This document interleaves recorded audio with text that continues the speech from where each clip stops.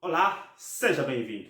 No presente vídeo vamos dar sequência às nossas aulas de Teoria Geral do Direito Civil e para hoje a minha abordagem vai girar em torno da temática ligada à forma negocial. Por isso, convido-lhe a assistir o vídeo até o fim para que possa ter mínimas luzes em torno desta temática ligada ao Direito Civil e se for novo no canal, convido-lhe desde já a inscrever-se, a deixar o seu gosto, comentário, sugestão ou crítica. Não deixe de ativar o sino para que o YouTube lhe possa notificar sempre que subirmos vídeos novos.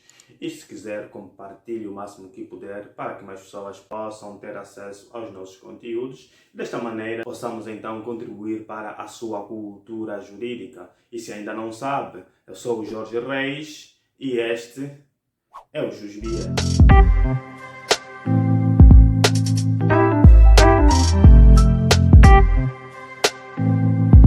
Começarmos a abordar sobre esta temática, importa referir ou anunciar que a partir da manhã vamos aqui estrear o primeiro corte da nossa live, onde abordamos sobre as diferenças e semelhanças inerentes ao processo penal, quer angolano, quer de Cabo Verde.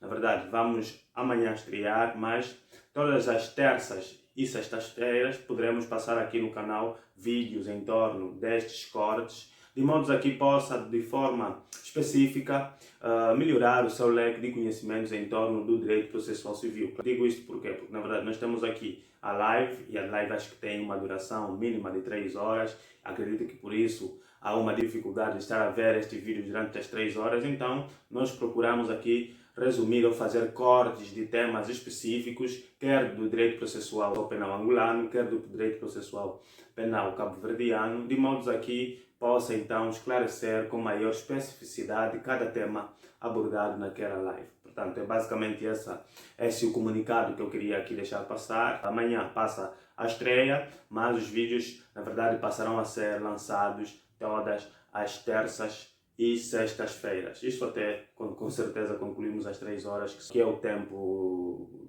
da live. Bem, vamos então entrar agora para a temática que cá nos trouxe. Hoje nós vamos falar sobre a forma negocial.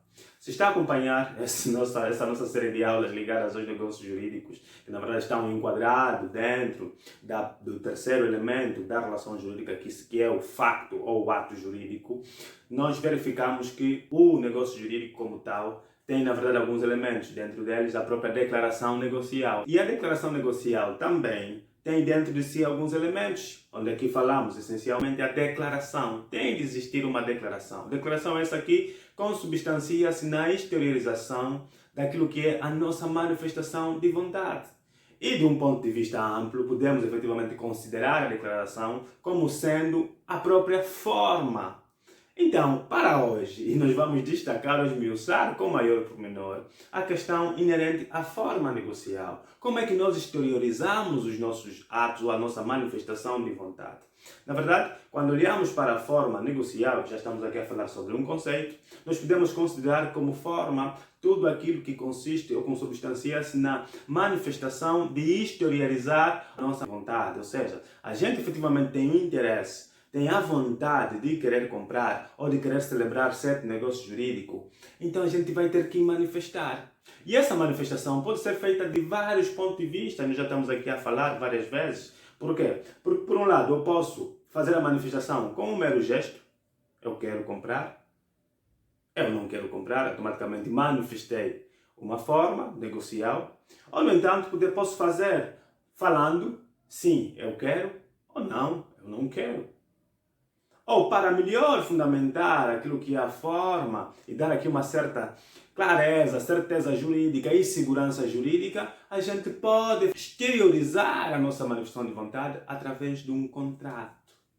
No entanto, a forma negocial consubstancia-se, como eu disse inicialmente, nessas formas de exteriorização. E não existe aqui um padrão legal. A gente pode fazer a manifestação de vontade nessas três vertentes. Se eu pretender celebrar ou comprar um carro, por exemplo, basta eu dizer, quero comprar. E compro. Há necessidade aqui de uma formalidade, poderá existir. A lei tem exceções, mas do ponto de vista geral, em regra não é efetivamente uma observância de uma forma. Eu não preciso efetivamente de celebrar o contrato por escrito. Mas existem outros negócios jurídicos como tal, e depois vamos lá chegar, onde é necessário a gente celebrar o negócio por escrito. Porém, não obstante aqui essa questão da noção da forma negocial, importa também fazermos aqui uma distinção entre forma e formalidade. Exatamente.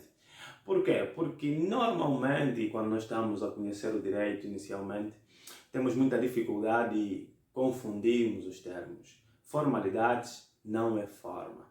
Como eu disse há pouco, a forma consubstancia-se na exteriorização da manifestação de vontade. E eu posso fazê-lo por várias formas, por vários modos, como eu disse anteriormente. No entanto, a formalidade, por sua vez, consubstancia-se num conjunto de atos que vão desenvolver-se a fim de dar uma forma, de exteriorizar um certo negócio jurídico. Porque a formalidade, na verdade, são aqueles atos ou requisitos que precisam ser observados para que a forma esteja efetivamente eficaz. Porque a forma como tal, para além de ser um requisito de existência, ou seja, se eu não dar a forma ou se não exteriorizar a manifestação de vontade, não há ou não existe nenhum negócio jurídico. Mas a partir do momento em que eu manifesto a vontade ou dou a forma negocial, quer por gesto, quer por escrito ou oralmente, automaticamente há a existência do negócio jurídico. Agora, vai aqui também a forma servir de um elemento de validade ou invalidade, dependendo muito daquilo que vai ser a espécie de forma, o modo de como nós exteriorizamos a nossa vontade negocial. Meus caros, é importante que nós olhamos para isso. No entanto, olhando aqui para a questão da formalidade, eu estava aqui a dizer que, na verdade, são aqueles atos, os requisitos ou elementos essenciais que antecedem a formalização do negócio jurídico. Imaginemos-nos que, quando olhamos, por exemplo, para o contrato de compra e venda que incide sobre um bem imóvel, a priori nós temos que fazê-lo por escritura pública. Essa é a forma. A forma é a escritura pública. Ok? É a forma, o modo de exteriorizar a nossa manifestação de vontade. Tem que ser através da escritura pública. Entretanto, para podermos chegar até aquela escritura pública, terão de se preencher aqui várias formalidades ou vários formalismos. Quais são esses formalismos? Primeiramente, deveremos recorrer a uma entidade própria, que normalmente são os cartórios notariais. Por outro lado, o próprio funcionário do cartório notarial vai então emitir aqui a própria escritura pública, que vai ser um documento exarado pelo próprio notário. Percebam? E nós vamos ter que nos fazer presentes, de modo a que possamos então transmitir a nossa manifestação de vontade. E ele vai redigir aquilo no documento próprio. Depois de redigido esse documento próprio, ele terá de fazer uma leitura do documento, para ver se nós concordamos ou se aquilo que nós dissemos é efetivamente o que está escrito no documento. Depois de escrito, assinamos. Percebem? São vários atos desencadeados até ao último ato, que é a formalização da escritura pública.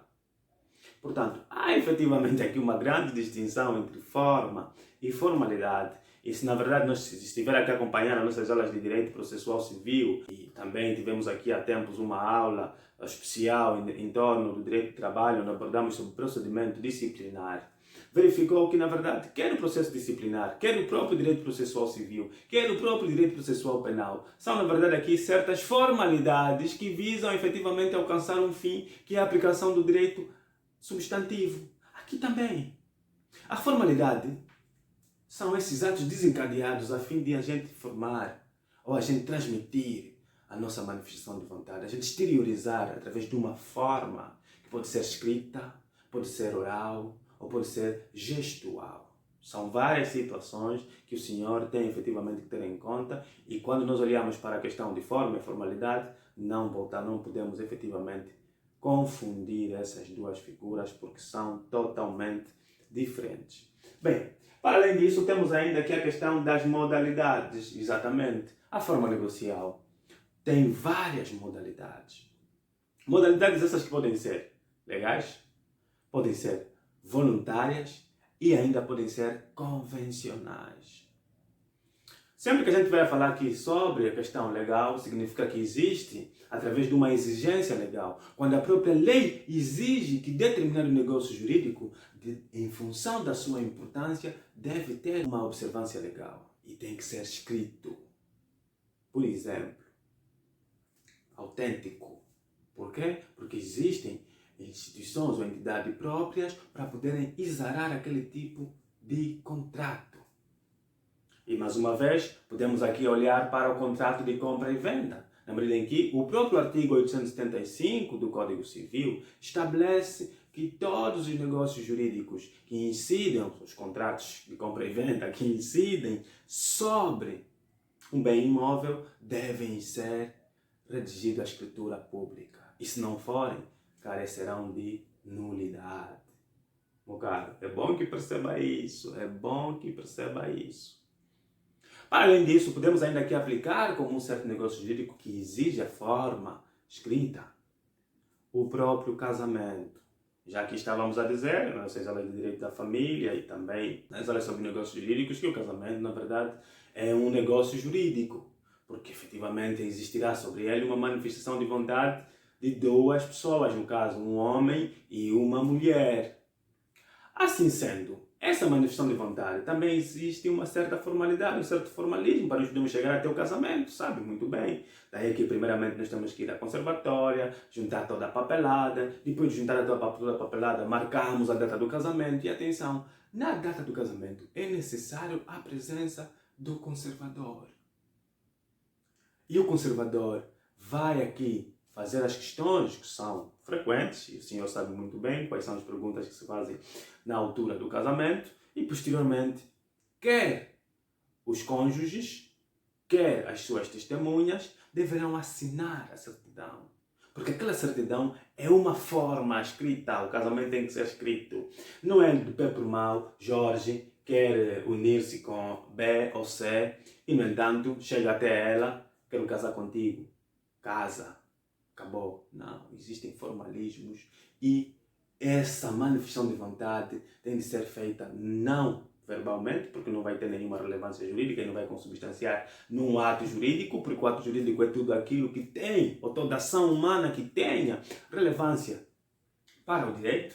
E o facto de eu estar a dizer a alguém que quero casar contigo não consubstancia-se efetivamente no ato jurídico, mas a partir do momento em que eu vou junto de um conservador, e o conservador, na presença dele, ou na presença desse conservador, declaro que quero casar com a pessoa e a pessoa também quer casar comigo e a gente assina, papo, está consumado. Somos marido e mulher. Sem isso acontecer, meus caros, não existe. E atenção, nós vamos falar sobre isso daqui a pouco em Certo Direito da Família, mas o casamento também só é válido aqui em Angola, por exemplo, só é válido o casamento da conservatória.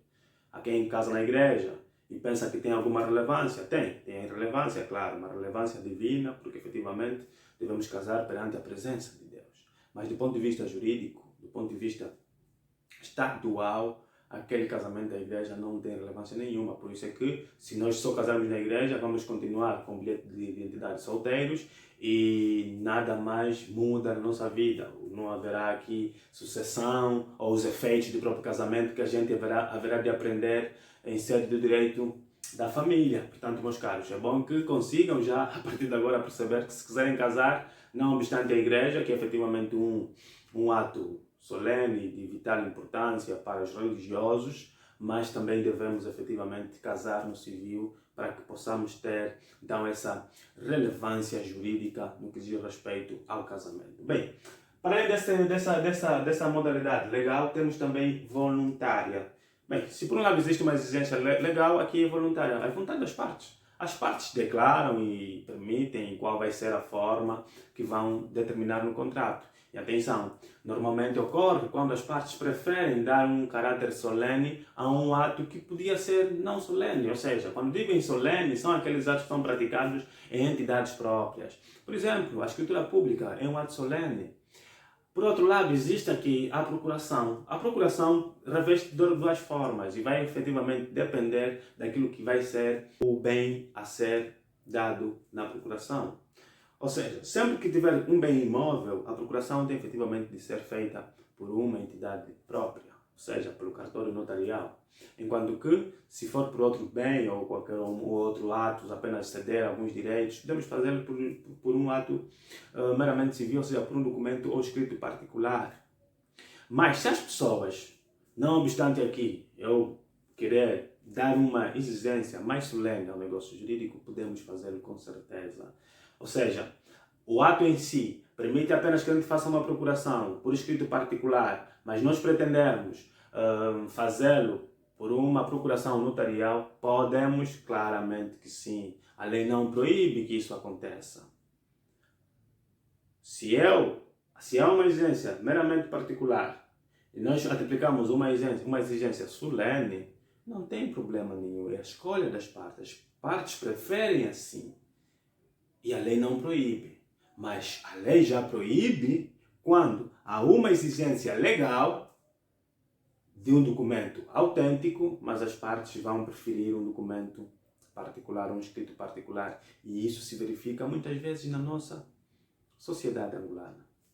Pessoas que vendem casas, vendem escolas, vendem estabelecimentos comerciais sem obedecer à forma legal. Por exemplo, estamos a falar de estabelecimento comercial. O estabelecimento comercial, a sua cessão, a sua transmissão é feita através de um trespasse.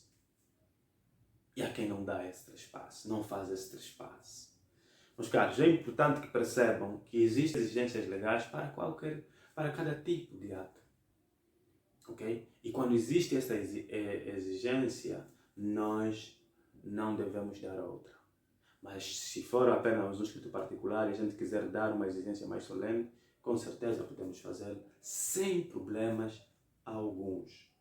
Bem, para além disso, nós vamos encontrar então as modalidades de forma convencional. Claramente convencional, por convenção das partes.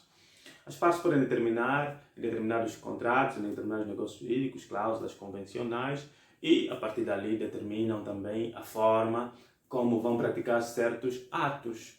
Ou seja, nós temos um contrato concreto, não é? E na cláusula de comunicações nós vamos dizer só serão válidas as comunicações feitas por escrito. Assim sendo, as comunicações feitas de forma verbal não serão válidas naquele negócio jurídico, porque as partes convencionaram. Também podemos convencionar qualquer alteração feita neste contrato só será válida por escrita. Ou seja, todas as alterações feitas oralmente não terão validade nenhuma. Imaginemos que hoje estamos a celebrar um negócio jurídico cujo preço é de 100 mil kwanzas. E colocamos a cláusula, as alterações no contrato só podem ser feitas por escrito, mas amanhã ligas-me, não, vamos alterar o contrato. Meramente oral não vale, temos que redigir a escrito, porque é aquilo que nós convencionamos. É assim que tem que ser. Então, meus caros, temos aqui basicamente a noção, a diferença entre forma e formalidades, temos as modalidades e vamos olhar agora para os documentos de concretização, exatamente. A forma negocial, regra geral, dá lugar aqui a uma documentação de concretização. Mas para isso é necessário que exista efetivamente a forma negocial escrita. Porque a forma negocial verbais ou as declarações meramente verbais, regras gerais, não tem aqui nenhuma documentação concretizada, porque simplesmente fica nas pessoas que participaram naquele ato concreto. Por exemplo, uma conversa na qual eu quero celebrar um negócio consigo, entre outras situações que ocorram numa determinada circunstância e que não haja efetivamente nada escrito, então essa declaração não vai efetivamente ter um documento de concretização. Enquanto que as declarações escritas, essas sim trazem consigo os chamados documentos de concretização. Por quê? Porque através dessas declarações escritas, nós podemos desencadear vários tipos de documentos, exatamente. Por quê? Porque esses documentos podem depois servir de prova, ou de um meio de prova. Se repararem, nós na aula passada já vimos que, normalmente, a questão das declarações negociais estão muito ligadas as provas, porque através das declarações negociais nós podemos depois fazer prova de uma certa declaração negocial ou não. E normalmente das declarações escritas têm esse cariz ou esse pendor de servir de meio de provas. Daí que temos no próprio Código Civil, aqui no capítulo inerente às provas, né? E se olharem aqui para as provas dos artigos 341 e seguintes, vão efetivamente encontrar quais são os tipos de prova e não sei, e tudo mais. Porém, o que realmente nos interessa são as provas documentais, que têm consagração legal aqui nos artigos 362 e seguintes. E dentro desses documentos, que vão ser feitos através das declarações escritas, nós podemos encontrar os documentos autênticos, os documentos particulares e os documentos reconhecidos. Exatamente, meus caros. Reconhecimento autêntico, regra geral, é aquele que vai ser exarado por uma entidade própria. Mas melhor do que eu, temos aqui o artigo 363 que nos vai efetivamente esmiuçar com maior pormenor o que são documentos autênticos. O seu número 2 estabelece. Documentos autênticos são os exarados com as formalidades legais pelas autoridades públicas nos limites da sua competência ou dentro do círculo de atividades que lhe é atribuído pelo notário ou outro oficial público provido de fé pública. Porque todos os outros documentos são documentos particulares, parte final do número 2 do artigo 363. Entretanto, esses documentos particulares podem ser reconhecidos e verificaremos aqui no número 3 do artigo 363 que estabelece: os documentos particulares são havidos por autenticados quando confirmados pelas partes perante notário, nos termos prescritos nas leis notariais. Meus caros, o que é que nós podemos retirar daqui? Retiraremos claramente que os documentos que a gente vai fazer desencadear através das declarações escritas poderão consubstanciar-se em autênticos particulares ou reconhecidos, ou então autenticados. Por quê? Porque quando vamos exará-los através da entidade própria, como vimos há pouco, a própria escritura pública, ali o documento é autêntico. Quando vai ser apenas um documento feito por nós mesmos e assinamos, tipo qualquer contrato que a gente vai se lembrar, será então um documento particular. Mas a partir do momento em que a gente pega naquele documento e levamos para reconhecer as assinaturas junto do cartório notarial, ali estaremos a fazer um reconhecimento e assim sendo será um documento autenticado. Meus caros, é muito importante que consiga efetivamente perceber isso. Bem, não obstante a isso, vamos agora olhar para aquilo que é o próprio regime jurídico das provas. Nós queremos então olhar essencialmente para aquilo que é a norma prevista, a norma que regula o regime da forma negocial. E, na verdade, nós já estivemos a ler essa questão na aula anterior, mas hoje nada mais, nada menos do que a gente procurar ler novamente. Bem, o artigo 219 e seguinte, ou os artigos 219 e seguintes, vão efetivamente dar-nos aqui esse cariz do regime jurídico das provas. Em regra geral, nós vamos encontrar aqui na sua subsecção 2, forma, não é? Forma negocial, e incide sobre a forma negocial um princípio básico, que é o princípio da liberdade de forma, ou o princípio da consensualidade. Ou seja, em regra, e como já estive aqui a dizer desde o início, não existe uma forma legal. Em regra, as partes podem estabelecer a forma que quiserem, gestual, oral ou escrita.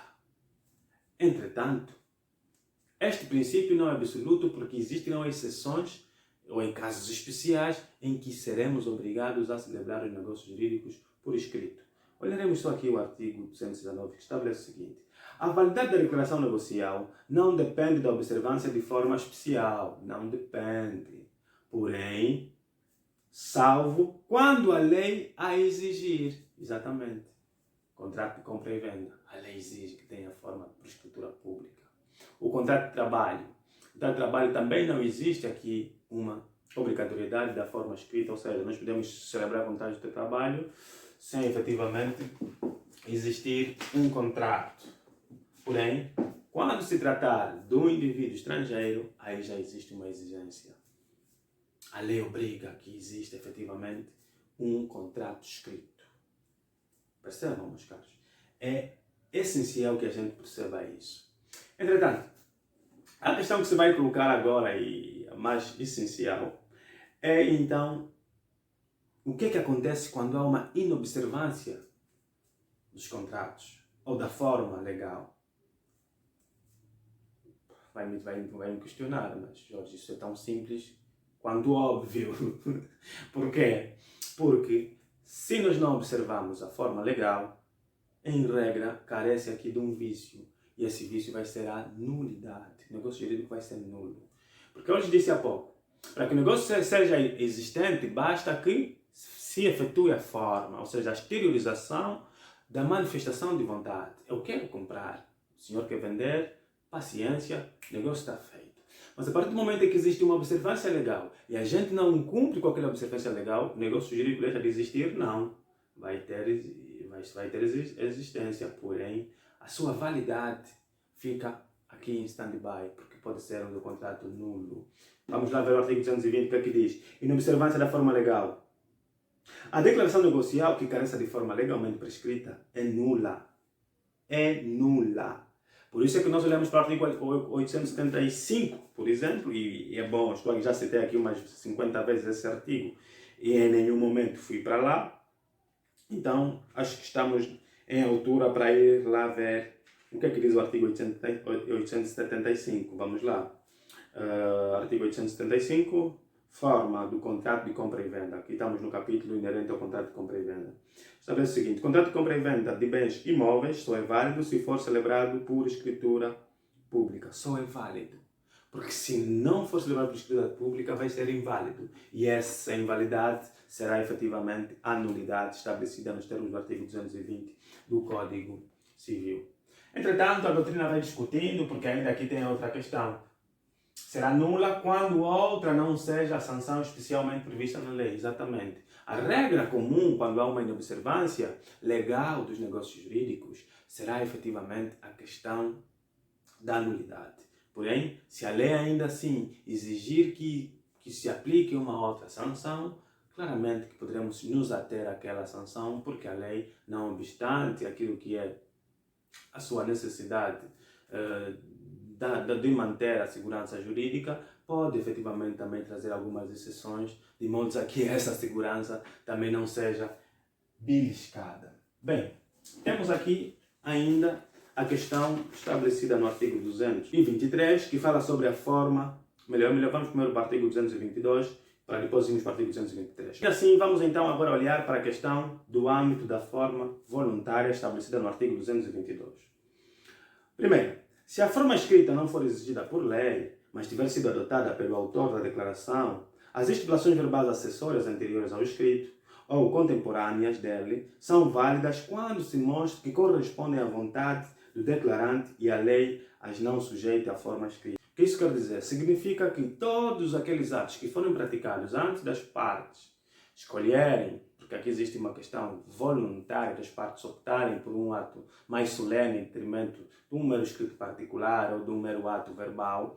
Então, se efetivamente aqueles atos anteriores corresponderem à própria manifestação de vontade e a lei assim não exige, automaticamente o negócio será válido. Entretanto, o número 2 estabelece: as estipulações verbais posteriores ao documento são válidas, excepto se para o efeito a lei exigir a forma escrita. Pois é, todos os atos praticados depois da celebração de negócios jurídicos também poderão ser válidos por escrito se a própria lei assim exigir. Temos aqui a forma convencional, por sua vez. O artigo 223 estabelece: podem as partes estipular uma forma especial para a declaração. Presume-se, neste caso, que as partes se não querem vincular, senão pela forma convencionada. Pois é, como já disse anteriormente. Entretanto, o número 2 diz: se, porém, a forma só for convencionada depois do negócio estar concluído ou no momento da sua conclusão e houver fundamento para admitir que as partes se quiseram vincular desde logo, presume-se que a convenção teve em vista a consolidação do negócio ou qualquer outro efeito, mas não a sua substituição. Perfeitamente, meu caro.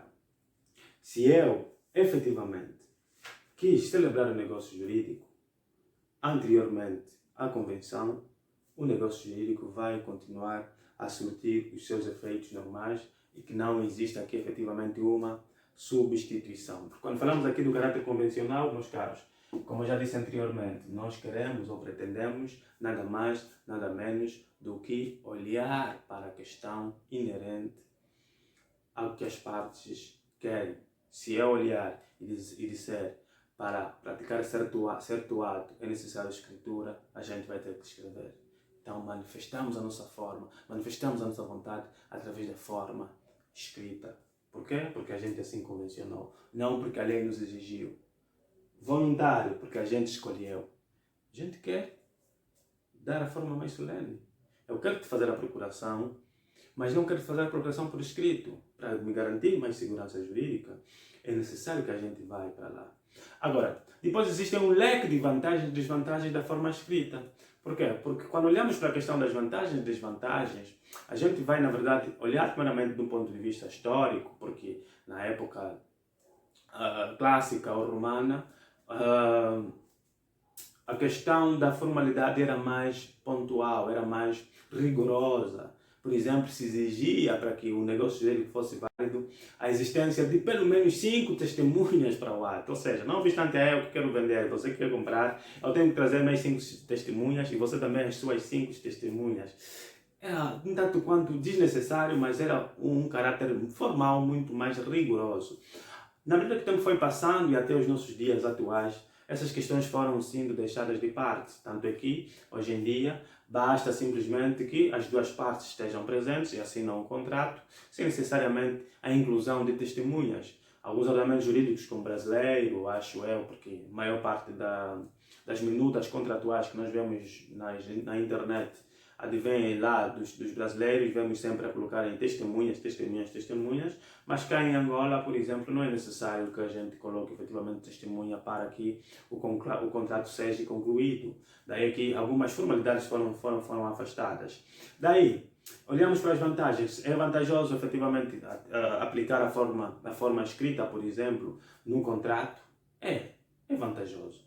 Primeiro, garante efetivamente a clareza e a própria segurança jurídica das partes, porque as partes assim poderão saber como se vão guiar do ponto de vista da execução do próprio contrato e, não obstante a isso, quando alguém se desvincular de forma unilateral, poderá ser aplicada a sanção tal. Então já existe efetivamente essa vantagem. Por outro lado, também traz algumas desvantagens. Existem várias desvantagens e o nosso professor Carlos Brito da Silva faz uma divisão de forma a que possa aplicar, quer do ponto de vista das partes, quer do ponto de vista em relação a terceiros. Por quê? Porque com um contrato ou com a forma escrita ou com a forma para a escritura pública, eu tenho a oportunidade de erga omnes, na medida em que os terceiros não se podem opor ao meu negócio jurídico e se eles tentarem fazer, eu poderei socorrer-me dos meios legais para poder fazer valer os meus direitos. Então, são vantagens muito importantes e que o professor faz uma explicação bem melhor aprimorada. Portanto, vai lá ler o livro e perceba mais ou menos quais são essas vantagens. Por outro lado, temos desvantagens? Temos, claramente. Uma primeira desvantagem é que a morosidade da celebração do contrato é muito mais longa. Ou seja, se eu podia simplesmente dizer que quero comprar o telemóvel e você quer vender e eu faço o pagamento do preço e acabou. A partir do momento em que nós devemos efetivamente olhar para a questão formal ou para a escritura pública ou então para um escrito particular, contrato, eu vou elaborar o contrato, os nossos advogados vão elaborar o contrato, depois mandam para mim, eu analiso, não gostei dessa cláusula, não gostei dessa cláusula, não gostei dessa cláusula, mando outra vez para o advogado faz a alteração, depois manda para outro advogado, analisa, enfim, só este vai e vem automaticamente acaba atrasando o negócio jurídico e aquilo que era a necessidade útil do próprio contrato poderá não ser tão eficaz como a gente efetivamente pretendia. Logo, são basicamente essas desvantagens que a forma escrita ou a forma solene nos pode trazer, mas em todo caso eu recomendo sempre que os negócios sejam efetivamente feitos por escrita, por mais boa fé que haja na outra pessoa, por mais confiança que nós possamos ter, porque o negócio jurídico ou os contratos devem efetivamente pautar-se na boa fé entre as partes, mas se redigir por escrito será melhor. Garante a sua segurança jurídica, terá um meio de prova em caso do outro indivíduo incumprir com a sua parte no contrato e, portanto, é mais seguro fazê-lo desta forma. Meus caros, em termos de forma negocial, é basicamente isso que nós tínhamos preparado para hoje.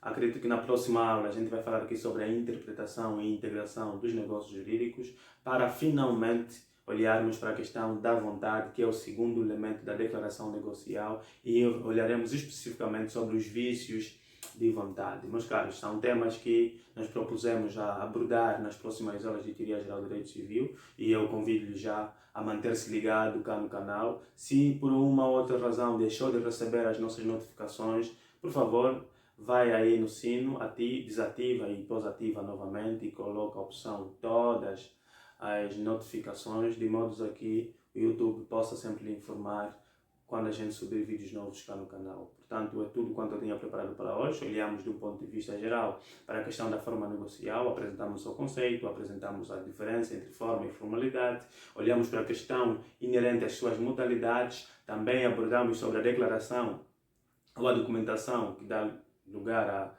à própria forma negocial e olhamos também para o aspecto do regime jurídico aplicável à forma negocial e, para finalizar, temos aqui uma questão ligada à própria vantagem e desvantagem da forma escrita ou solene. Portanto, é tudo. Espero eu ter sido claro e coerente nessa minha abordagem. Se não fui, já sabe, não hesite, entre sempre em contato através das nossas redes sociais ou, se preferir, falo por meio do nosso e-mail ou aqui nos comentários, que nós, na medida do nosso tempo, poderemos efetivamente responder.